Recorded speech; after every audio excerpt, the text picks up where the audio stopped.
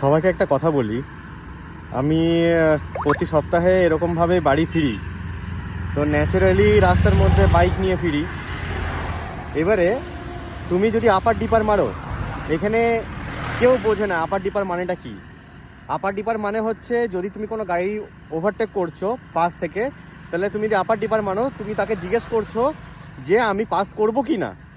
সে যদি তোমার পারমিশন দেয় তবে তুমি পাস করতে পারবে। আর সামনে ধরো কোনো গাড়ি নেই, অথচ তুমি আপার ডিপার মারছো, মানে সামনে যদি কোনো লাইট তোমার চোখে ফোকাস পড়ে, তাহলে তুমি তাকে ইঙ্গিত করছো যে তুমি তোমার লাইটটাকে ডাউন করো।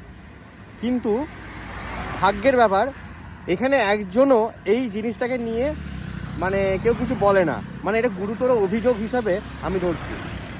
আমি এখন রাস্তাতে ফিরছি, এই রকম অবস্থাতে ধরুন এই যে চার চাকা আসছে, ট্রাকে তো প্রচুর লাইট লাগাচ্ছে এখন, ফোর হুইলারেও এখন এলইডি লাইট বেরিয়ে গেছে। তো সেই সূত্রে যারা বাইক চালায় তাদের জন্য খুব সমস্যা।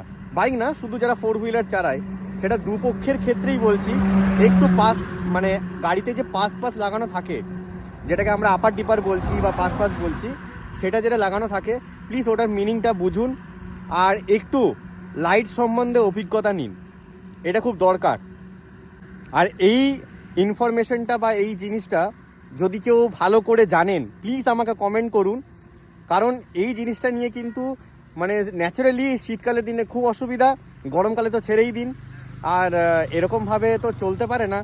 যাই হোক, যদি কেউ এইটার সম্বন্ধে আইডিয়া আছে, যাদের লাইট সম্বন্ধে বা কিভাবে কোথায় লাইট লাগানো হয় সেটা যদি জানেন, প্লিজ কমেন্ট করবেন।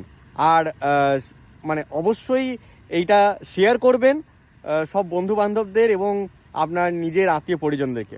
তারা এরকম প্রবলেম ফেস করছেন, অবশ্যই এই ভিডিওটা আশা করি তাদের একটু হলেও ভালো লাগবে।